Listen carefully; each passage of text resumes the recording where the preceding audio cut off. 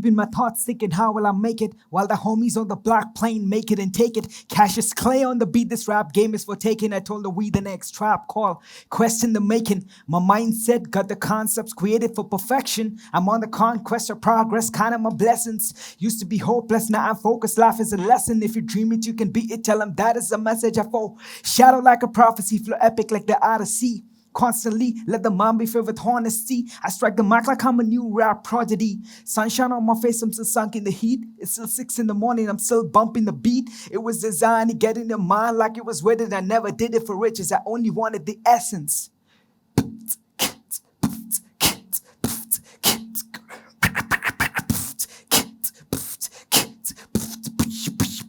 Oh shit, I forgot what I have to say.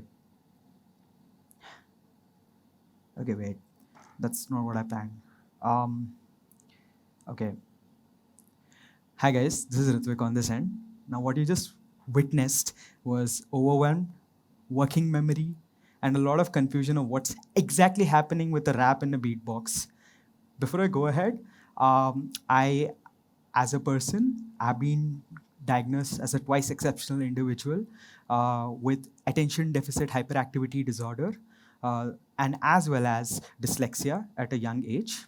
The criteria of diagnosis by DSMM is categorized that it has the features of impulsivity, which is constantly having impulses and rushes to do something spontaneous, being inattentive. Now, as I talk to you, there are 10,000 things running behind my head in terms of looking at your body languages and at the same time how my speech is going. So whatever, inattentiveness and hyperactivity. So much energy that I can jump on the stage here and at the same time do 10,000 things at the same time. And at the same time, I was also mildly diagnosed with dyslexia, putting me as a neurodiverse individual. Uh, Basically, and twice exceptional is also that there's a disability that I do have, and at the same time, there's a gifted ability that cancels my disability. So now, what you just witnessed in terms of my speech was that I performed rap and I performed beatbox, which basically was a blending of two different attention garnering act just to get the act of it. But in between, I lost my working memory. And at the same time, in between, if you actually check, there was a lot of perfectionism involved in overwhelm. Although this was staged. This is what neurodiversity looks like. Neurodiversity. So neurodiversity, in the most truest sense, if I have to break it down to you, is neurological diversity. Now, all of us have brains over here, right? All of the brains, at least 95% of our brains process things in a similar pattern. But for a certain segment of people, 5% of them, the brains process sensory information, social cues, and as well as other information around us very differently. The learning styles are very different at the same time. Usually people who are neurodiverse are people who have either forms of disabilities like ADHD, dyslexia, Tourette syndrome, dyscalculia, dysgraphia, and so on. Now, just to trace back in terms of if someone is neurodiverse, they have these kind of traits. Now, someone who doesn't fall in this category is called as a neurotypical individual. Now, coming back, so as somebody who was diagnosed at the age of 10 with ADHD, I was a kid who was to be reckoned with. My academics constantly suffered because of the fact that I was predominantly inattentive, and at the same time, my dyslexic symptoms probed me into a lot of issues with my academics. I still remember for my 7th grade, I had 12 subjects and I studied 12 hours for physics and still managed to flunk all 12 of them. Not understanding why is happening because I was putting more effort than any other kid here. I still remember going to tuitions at 5 a.m. in the morning and still trying to figure out what was going wrong. Second was that my sense of time. Individuals who are neurodiverse have a skewed sense of time. For me, 5 minutes might be 30 minutes out. That's because that's the intensity of which I'm involved in the moment right now. Third, impaired social skills. I still remember that the first friend that I had in my entire life was around the 10th grade that I was in schooling.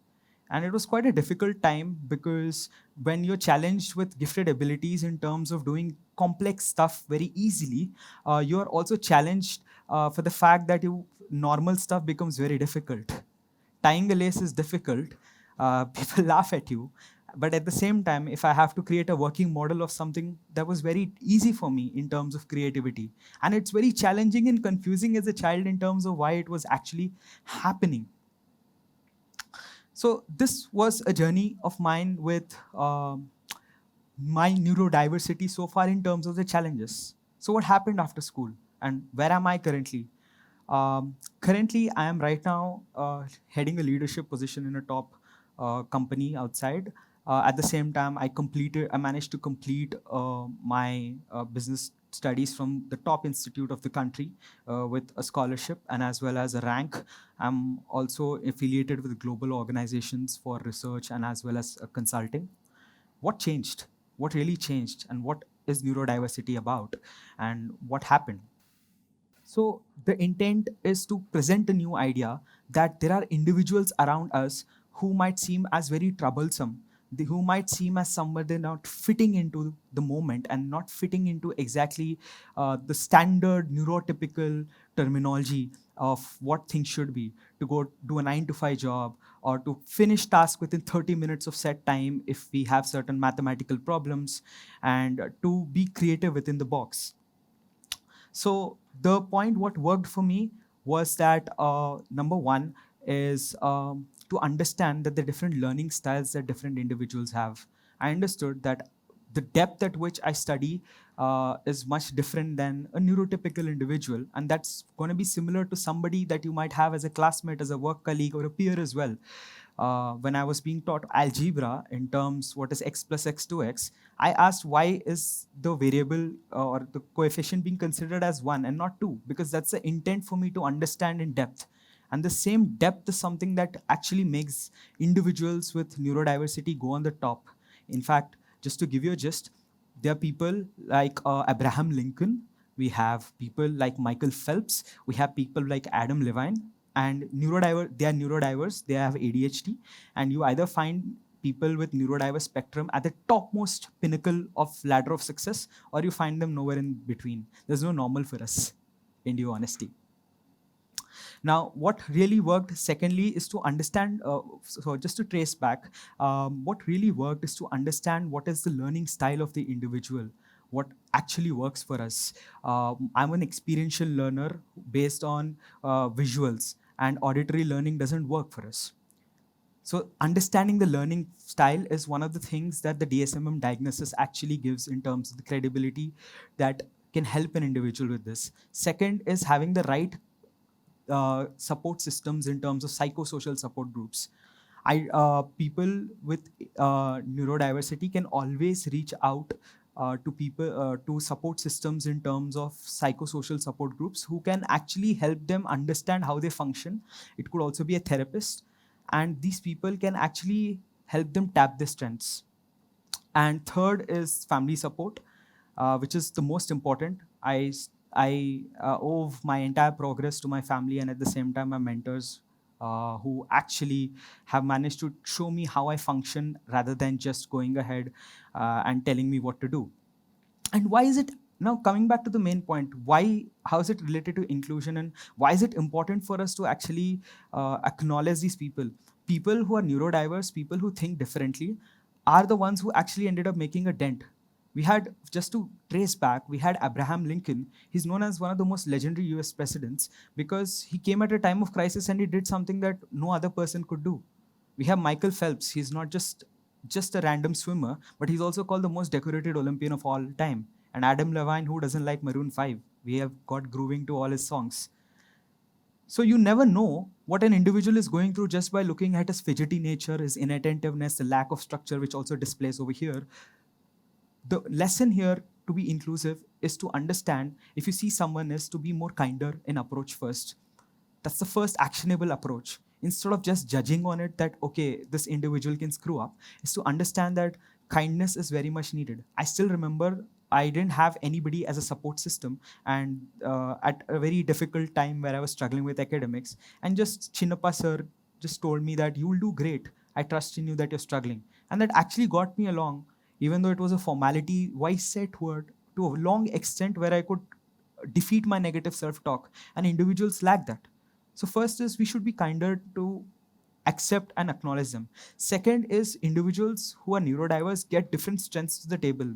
Their ability to combine things that are not related and get them into a structure is what they excel at. So we shouldn't actually, if we uh, promote discrimination of opportunities just based on neurodiversity or neurotypical wise as well. That's something that's very rampant. And third is education. Now, here I could say that you could educate yourself about neurodiversity, but I also do understand that until people around us don't face the problems, that the problems don't actually end up giving a pinch, people don't end up actually facing it. So my intent when I say educating ourselves over it is the fact that whoever is sitting in this room, if you have a friend, a colleague who stutters, who is having difficulty understanding things, is being bullied at, something that even I struggled with, is being having difficulty managing time, all you can do, or is having difficulty in attentionness, you may not want to support them for your own reasons at times, but all you could do is not add to the fire of criticism because they're having their own battles. That's one. Or second, if you intend to support them or in terms of be more considerate, they might change the world, they might go ahead and do wonders, and they might owe it to you as well. So this is a speech, and thank you so much.